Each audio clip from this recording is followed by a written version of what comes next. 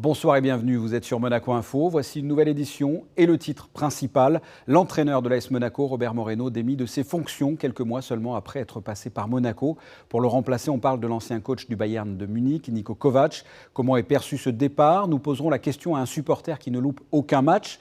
Nous vous proposerons de faire un constat sur l'activité portuaire pendant et après le confinement. La plaisance a repris, les croisières pas encore. Pour en parler, nous serons avec Aleko Keceoğlu. Le président de la Société d'exploitation des ports de Monaco reviendra également sur le bilan d'étape de la construction du port de Vintimille. SOS Grand Bleu milite pour la protection de la faune et la flore. Les actions de cette association ont abouti au changement de législation concernant l'interdiction des filets dérivants.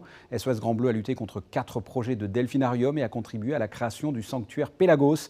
Les bénévoles de l'association viennent de nettoyer le fond marin et le bord de mer à Saint-Jean-Cap-Ferrat. Nous irons à leur rencontre.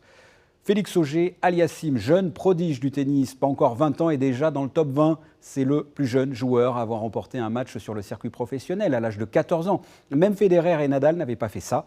Ce jeune Canadien a sa vie et sa carrière devant lui. Félix Auger-Aliassime sera avec nous en duplex au Monte Carlo Country Club. Et enfin, nous parlerons de la 4e édition de l'UPAO, l'Urban Painting Around the World, du street art sur le parvis du musée océanographique. C'est en ce moment même, avec à la clé une vente des œuvres lundi au profit de la Fondation Prince Albert II. Mais avant cela, je viens de vous le dire, c'est tombé comme un coup de tonnerre. Le départ de l'entraîneur de l'AS Monaco, Robert Moreno, nommé le 28 décembre dernier. Il ne sera resté que quelques mois en principauté. Pour réagir à cette annonce, nous sommes avec un supporter qui, depuis une quinzaine d'années, ne loupe quasiment jamais un match. Supporter à tout prix, que ce soit dans les victoires ou dans les défaites. Bonsoir, Julien Pieralini. Bonsoir. Je viens de le dire, un coup de tonnerre, un coup de massue, peut-être même pour vous en tant que supporter, le départ de l'entraîneur de l'AS Monaco, Robert Moreno. Vous y attendiez? Alors, pas du tout. C'est vrai que c'est un coup de massue parce que normalement, on a toujours un peu des rumeurs, des bruits de couloir qui font qu'on entend qu'il y a des problèmes. Et là, rien. Là, absolument rien, non, absolument. Hier soir, on regardait le match amical.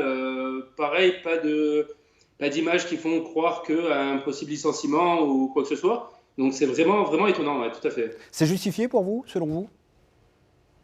Je sais pas. Justifié, c'est difficile à dire. Au final, on l'a vu que 3 mois. Avec une équipe qu'il a dû reprendre et peut-être remanier certaines choses. Donc c'est difficile de juger. Je pense que c'est peut-être un peu tôt. Mais bon, avec l'arrivée de Mitchell, certainement, il a dû arriver avec ses hommes. Selon nos confrères de l'équipe, c'est l'ancien coach du Bayern de Munich qui remplacerait donc Robert Moreno. Il s'agit de Niko Kovac. Qu'est-ce que vous pensez de cet ancien international croate, en tant qu'entraîneur bien sûr? Hormis son passage au Bayern de Munich, où effectivement, il entraînait le Bayern, donc c'est toujours un peu plus simple. Pas rien. Voilà, donc je sais pas trop. Faut voir. Après, c'est un entraîneur qui a quand même entraîné un grand club, qui a un peu plus d'expérience. Peut-être que c'est ce qu'il nous faut aussi, repartir sur des bases plus solides, plus concrètes. Et pourquoi pas, après, si Mitchell lui fait confiance, c'est que je pense que derrière, il doit avoir de bonnes qualités. Alors, la crise sanitaire qui n'a pas permis de finir la saison dernière. Premier match de préparation et déjà un départ inarrivé du côté du coaching. Vous la sentez comment, vous, cette saison 2020-2021 ? Animé. Animé, ouais, je pense qu'à mon avis, on va encore vivre de belles émotions. J'espère que ça sera positif plutôt que ces dernières années où c'était un peu plus dur. Espérons que justement là on parte du bon pied. Alors le timing, la communication n'a pas été très bonne. Le timing n'est pas si mauvais parce on est quand même à 1 mois de la reprise. Donc ça laisse du temps encore au nouveau coach à prendre ses marques, à mettre son empreinte. J'espère qu'elle sera belle. Ça commence à faire long. Voilà, une saison animée, selon donc un supporter de l'AS Monaco, Julien Pieralini, merci. Voilà l'info de ce samedi, Robert Moreno, démis de ses fonctions d'entraîneur de l'AS Monaco. On passe au point info avec vous, Christine Datomel, et on commence avec du football, puisque l'AS Monaco vient de jouer son premier match de préparation. Oui, pour leur premier match amical, les Rouges et Blancs démarrent par une victoire, Fabien. Hier soir, l'AS Monaco affrontait le Cercle Bruges. Les supporters qui ne s'attendaient pas à une telle nouvelle le lendemain ont pu voir le match via les réseaux sociaux des deux clubs. C'est revêtu du nouveau maillot à domicile que les Monégasques sont entrés sur la pelouse du stade Yann Bredel-Wissam. Pour l'occasion, le coach en partance avait convoqué un groupe de 25 joueurs. Ben Yedder ouvrait la marque à la 4e minute. Alors qu'Alexander Golovin doublait la mise quelques minutes plus tard. Score final 2-0 pour Monaco. Prochain match amical, Fabien, le 22 juillet. Les Monégasques affronteront cette fois Standard de Liège. Nous retrouverons donc les Rouges et Blancs une fois encore en Belgique, Christinda, à l'occasion justement de bientôt célébrer ce beau pays, plat, mais beau pays quand même. Et oui Fabien, mardi, il s'agira de la fête nationale belge, une journée qui commémore chaque année le serment du 21 juillet 1831, prêté par le premier roi des Belges de rester fidèle à la Constitution et qui marquait ainsi le début d'une Belgique indépendante. Le roi actuel, Philippe de Belgique, a également prêté serment le 21 juillet 2013. Tous les ans en principauté, le consulat de Belgique célèbre cette fête en honneur de son pays, mais aussi des 1200 ressortissants belges de Monaco. Et puis Christinda, ce sont les enfants friands des aventures d'Amandine qui vont être heureux. Et oui Fabien, après Amandine et l'Empire des Anges et Amandine et le retour aux sources, le troisième volet des aventures de la jeune Amandine vient de paraître. Son nom, Amandine et l'Atlantide, écrit par la monégasque Mireille Grazzi. Les jeunes lecteurs pourront cette fois plonger dans un monde enchanté de la vie sous-marine et découvrir des trésors enfouis depuis l'Antiquité au pied de Monaco. Guidée par un dauphin, Amandine effectue un voyage dans le temps en plongée sous-marine à la découverte d'un monde extraordinaire. De quoi ravir les plus petits, mais aussi les plus grands. Écrit en français, italien, anglais, portugais, allemand, espagnol et monégasque, vous pouvez vous procurer ce livre en vous rapprochant du musée d'anthropologie préhistorique de Monaco. Merci Christinda Thomel. À tout de suite pour le point info pratique. Il y a quelques mois, de mars à mai, nous étions en plein confinement. Pendant ce temps-là, les bateaux ne rentraient pas et ne sortaient pas du port. On pouvait non pas entendre les mouches, mais les mouettes voler. Nous sommes avec le président de la Société d'exploitation des ports de Monaco, la SEPM, à l'écho que c'est au glou. Bonsoir.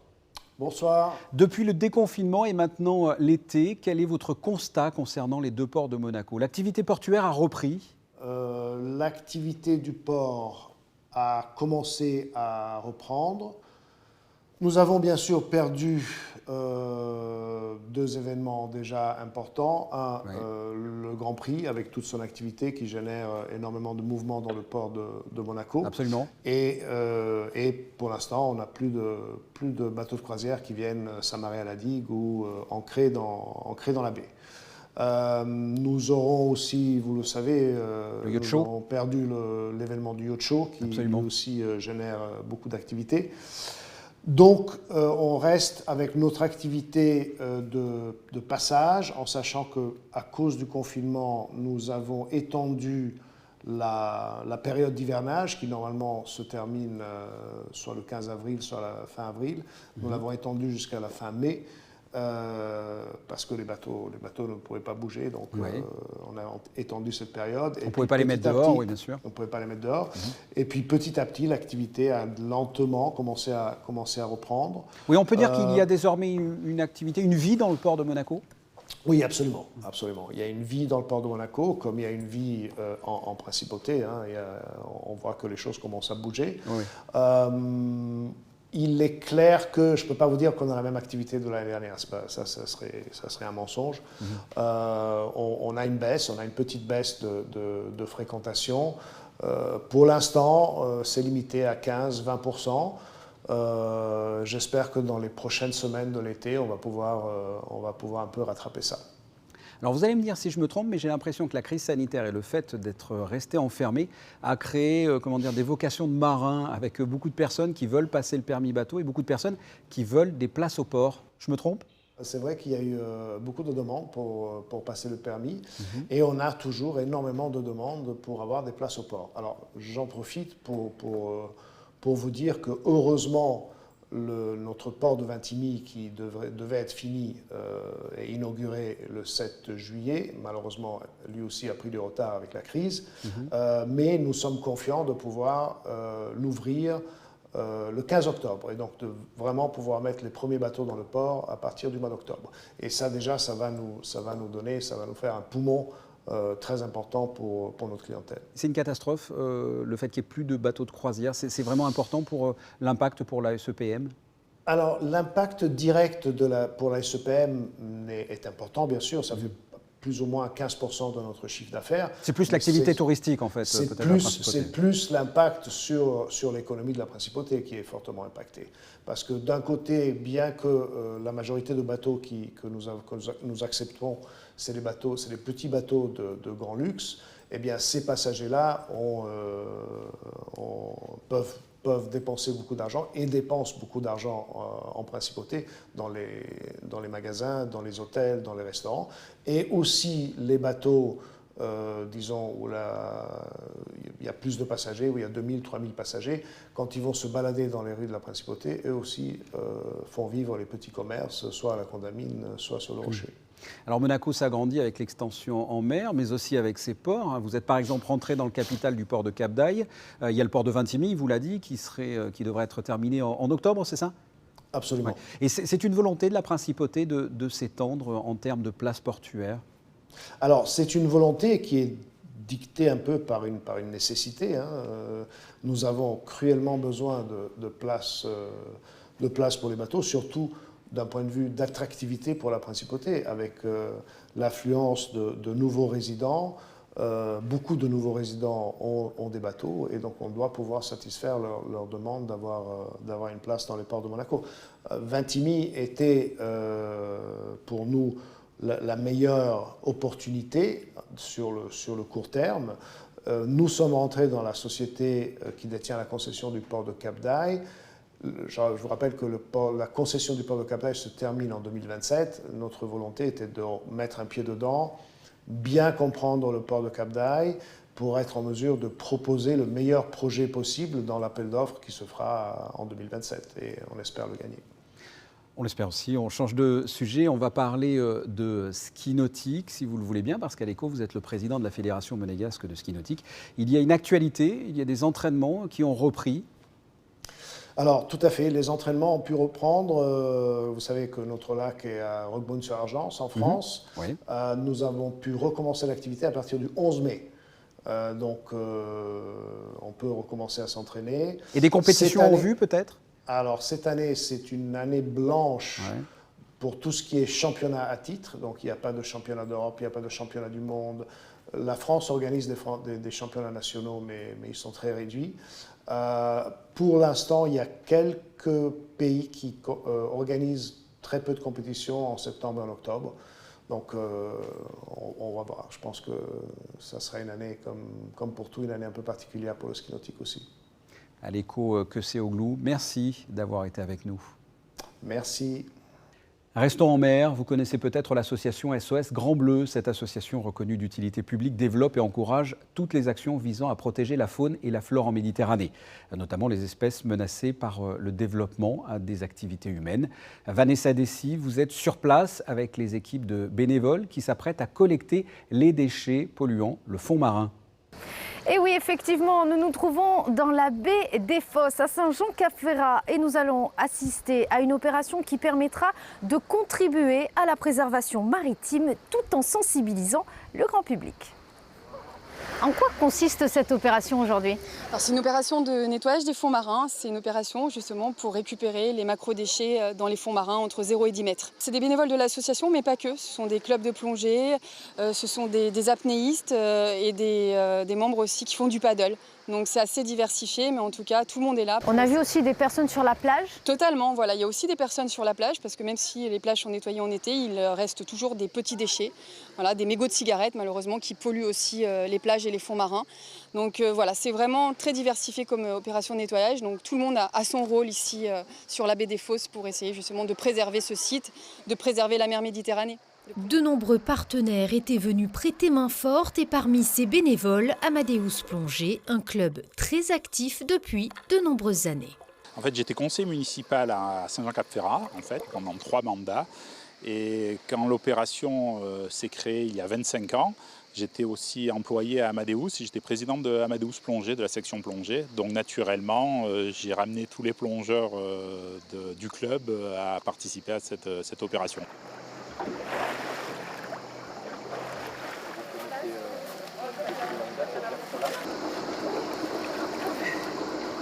Voilà, avec les bons gestes pour lutter contre les comportements inciviques, il est donc possible de réduire, voire d'éliminer totalement toute trace de pollution marine. Sachez qu'SOS Grand Bleu a déjà remporté de nombreuses victoires, comme par exemple l'interdiction totale des filets dérivants au sein de l'Union européenne et l'interdiction de la pêche à la tenaille à l'aide d'un filet dormant utilisé pour piéger le thon rouge. On change de sujet, mais on garde le filet et celui-ci est autorisé, le filet du terrain de tennis, puisque nous sommes avec un des meilleurs joueurs du moment dans le top 20, le jeune Canadien Félix Auger-Aliassime. Bonsoir. Bonsoir, enchanté. Pendant de longues semaines, voire des mois, pas d'entraînement sur les terrains, pas de compétition non plus. Qu'est-ce que ça vous a fait de retrouver le chemin des terrains de tennis? On est comment, excité comme un enfant devant des cadeaux de Noël? Ah oui, effectivement, je pense que quand il y a quelque chose que tu aimes autant, qui te passionne autant, et que tu en es un peu privé, d'être confiné sans pouvoir jouer pendant plusieurs semaines, vraiment j'ai retrouvé beaucoup de plaisir et j'ai su vraiment que c'est ce que j'aimais faire, c'est d'être sur un court de tennis. Donc je suis ravi d'être de retour et de pouvoir jouer presque chaque jour maintenant. Ça a été dur au début? Ouais, au début, c'est un peu dur. En plus, moi, j'étais personnellement dans une bonne lancée. Je venais de faire 2 finales à l'ATP en février. Ouais. J'avais de grandes ambitions pour les tournois d'Indiana Wells, Miami, quand tout a été annulé. Après toute la saison de terre battue en Europe. Donc, ouais, c'était dur d'accepter de rester à la maison. Comment vous sentez-vous là aujourd'hui physiquement? Franchement, bien. J'ai eu un petit souci à la cheville durant mon entraînement il y a quelques semaines. Mais depuis mon retour sur le court, après mes vacances, vraiment tout se passe très bien. La compétition là, devrait reprendre en août avec le tournoi de Washington, celui de Cincinnati et l'US Open. Avec ce qui se passe aux États-Unis actuellement, la crise de la Covid-19, vous êtes dans quel état d'esprit? Un peu en attente, un peu ouvert à ce qui va se faire. C'est sûr que les tournois ont l'air de dire qui vont aller de l'avant et maintenir les tournois avec une espèce de bulle pour les joueurs entre l'hôtel et le site du tournoi. Donc on sera vraiment très isolés. Donc je pense que les règles sur place seront quand même assez strictes. Concrètement, ça vous fait peur? Parce qu'avec ce qui s'est passé lors de l'Adria Tour, on ne rentre pas dans la polémique, hein, mais plusieurs joueurs ont contracté la Covid, Djokovic, Dimitrov, Troicki, Koric. Ça vous fait peur? Non, ça ne me fait pas peur personnellement, il faut faire attention. Je pense que ça a été juste une bonne leçon pour tout le monde. Pour les joueurs de tennis, oui, d'une part, mais pour tout le monde, de voir que oui, même dans un événement comme ça qui accueille des gens, mais qui a quand même des personnes de l'élite de la société qui l'ont attrapé quand même. Je pense que ça prouve à chacun d'entre nous qu'il faut continuer à faire attention, il faut se protéger, tenir à la distance. Donc moi, je l'ai vu un peu comme une bonne leçon, là, qu'il faut rester les pieds sur terre et accepter que ce n'est pas fini. Par contre, j'en ai pas nécessairement peur au quotidien, quoi. Comment est-ce que l'on se prépare là, pour la suite de la compétition? Parce que c'est assez complexe. Il y a tout le circuit américain sur des surfaces dures. Tout de suite après, c'est Madrid-Rome et Roland-Garros sur de la terre battue. C'est complexe, la préparation, passer de l'un à l'autre aussi rapidement? Non, franchement, le mot d'ordre, c'est l'adaptation. Il faudra être capable de s'adapter le mieux aux conditions. Ça ne sera pas parfait. Il n'y a pas un tournoi qui sera peut-être parfait cette année. Par contre, il faudra trouver le chemin d'être au mieux à chaque semaine. De peut-être adapter le calendrier si jamais je joue bien sur la tournée américaine, peut-être sauter un tournoi sur terre battue. On verra, mais vraiment, c'est ça. Encore une fois, ce sera de l'adaptation. Alors, vous êtes engagé au niveau humanitaire. Hein. Je crois qu'à chaque point gagné, vous versez 5 $ pour une association. Racontez-moi ça, expliquez-moi ça.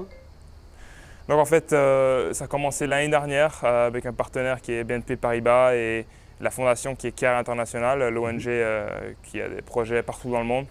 Et le projet est axé sur le nord du Togo. Et l'éducation, je crois. Oui, l'éducation en fait aux jeunes filles, aux jeunes garçons, par exemple aux jeunes filles pour vraiment leur éduquer sur leurs droits, la rénovation de terrains de sport, l'acquisition de kits scolaires, la formation de formateurs. Et en fait, c'est ça, donc au Togo, pays d'origine de mon père, c'est là où j'ai voulu faire mon premier projet un peu humanitaire. Belle chose, belle initiative. On passe du tennis au hockey sur glace, parce que vous êtes Canadien et j'ai lu que vous supportiez les Canadiens de Montréal, l'équipe mythique de hockey sur glace. C'est un sport qui vous plaît? Ouais, c'est un sport qui me plaît, franchement. Puis, à l'occasion, j'ai eu la chance de participer, ou pas de participer, mais d'assister à des matchs à Montréal. Alors, je vous propose une chose, tiens, Félix. Je m'occupe de l'équipe de hockey sur glace de Monaco parce qu'il y a une équipe de hockey sur glace sur la patinoire en plein air l'hiver à la place de la piscine. On vous prête un équipement, parce que vous êtes résident monégasque, je crois. On vous prête un équipement et vous venez quand vous voulez, on vous entraîne avec nous. Bon, super. Non, mais je serais ravi. Franchement, je serais ravi. Voilà. Moi, je suis là souvent durant le mois de décembre pour m'entraîner ici. Une journée, on met les patins, on met l'équipement et on se fait l'entraînement. Parfait. Je veux bien. Je lâche pas l'affaire et je reviens vers vous et on s'entraîne ensemble. Ça marche. Félix Auger-Aliassime, merci d'avoir répondu à mes questions. Merci à vous. Merci. On retrouve Christinda Thomel pour le point info pratique. Vous n'allez pas nous parler de tennis ou de hockey sur glace, non, ça n'a rien à voir, mais plutôt de philatélie. Un nouveau timbre vient de paraître, effectivement. L'Office des timbres procédera le 5 septembre prochain à la mise en vente du nouveau timbre qui rend hommage à la ville italienne de Terlizzi, ancien fief des Grimaldi. Terlizzi est situé dans les Pouilles et le lien remonte avec la principauté à 1533, lorsque le pays était gouverné par le prince Honoré Ier de Monaco. Une affaire humaine et politique intense et qui s'est terminée de façon dramatique avec l'assassinat du prince monégasque dans les rues de Terlizzi. Et puis sinon, une bonne nouvelle du côté du Larvoto. Et oui, le Grimaldi Forum va enfin réouvrir ses portes le 1er septembre. Un redémarrage qui s'annonce sur les chapeaux de roue avec un programme déjà chargé, d'autant que certains événements prévus au printemps ont été reportés. Alors pour cette réouverture, le salon One to One Monaco avec Back to School du 1er jusqu'au 3 septembre. Alors pourquoi Back to School? Positionné en fin de période de crise et en début de crise, l'événement souhaite réussir l'après, c'est-à-dire comment reprendre le chemin du monde des affaires tout en s'adaptant à ces nouveaux codes. Car après cette crise, les usages et les modes de consommation ont été complètement bouleversés. C'est donc une rentrée studieuse que nous propose le Grimaldi Forum pour sa réouverture. À noter aussi dans vos agendas les dates du traditionnel Ever Monaco, le célèbre salon de la mobilité électrique et hybride qui se tiendra du 10 au 12 septembre et qui proposera cette année un programme inédit. Pour les automobilistes, à noter un changement de circulation, Christinda, du côté du quartier du Jardin Exotique. Attention, à partir de lundi, le sens de circulation de la rue Platy sera inversé du numéro 51 au numéro 29 et la circulation sera quant à elle fermée du numéro 26 au numéro 4. Des modifications qui ont été nécessaires en raison des travaux mis en place pour l'opération Grand Ida. Retour à la normale prévu le 18 décembre, Fabien. Merci Christinda. Pour sa nouvelle édition, l'UPAO a choisi le thème Free Mediterranean de l'art urbain sur le parvis du musée océanographique. Les artistes internationaux se lancent dans 3 jours de performance live. Je vous propose d'écouter l'artiste Mr. Wanties qui débute à peine l'opération Street Art. On est ravis d'être pour la 4e édition de UPAO 2020. Après cette sortie de confinement de coronavirus. On est moins nombreux cette année, mais on est tout aussi motivés et on a changé de décor. On est très, très content d'être au pied du musée océanographique. Et cette année, la thématique que nous défendrons sera donc la mer Méditerranée, pollution, plastique, etc. On ne fait plus 3 toiles de grand format, on fait une toile d'un format plus raisonnable, entre guillemets, pour mettre dans les salons plus facilement à 1 mètre par 1 mètre. Et un grand format pour les plus grands salons, 150 par 150. Et donc cette année, on a donc des artistes qui viennent de moins loin, de par donc les problèmes de voyage à cause du corona. Et donc on a un Suisse, un Italien, on a Dave qui vient de Paris aussi, un Toulousain, et donc on est content. Et sachez que ces œuvres seront mises aux enchères lundi prochain au profit de la Fondation Prince Albert II.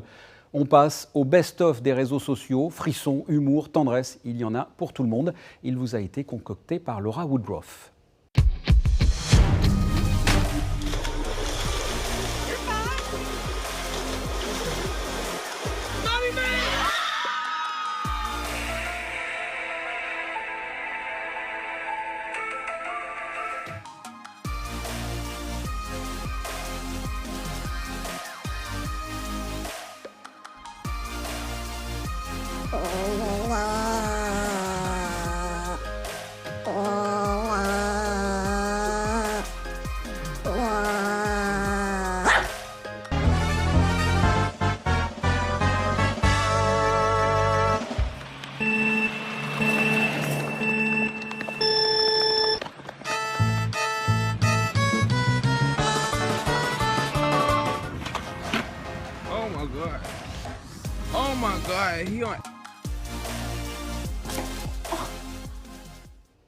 Ça fait toujours rire. Quelles sont les prévisions météo, Christinda, pour ce dimanche ? Eh bien, dimanche matin, un ciel couvert entrecoupé de quelques éclaircies. L'après-midi sera quant à elle ensoleillé et une légère brise soufflera. Du côté des températures, comptez 19 degrés le matin et 24 l'après-midi. L'eau sera également à 24 degrés. Le soleil se lèvera à 6h04 avant de se coucher à 21h08. Dimanche 19 juillet, nous fêterons les Arsènes. C'est la fin de ce journal. Merci de nous être fidèles chaque jour. Je vous rappelle l'information principale. Le départ de l'entraîneur de l'AS Monaco, Robert Moreno. L'Espagnol a été démis de ses fonctions. Ce serait l'ancien international croate Niko Kovac qui le remplacerait.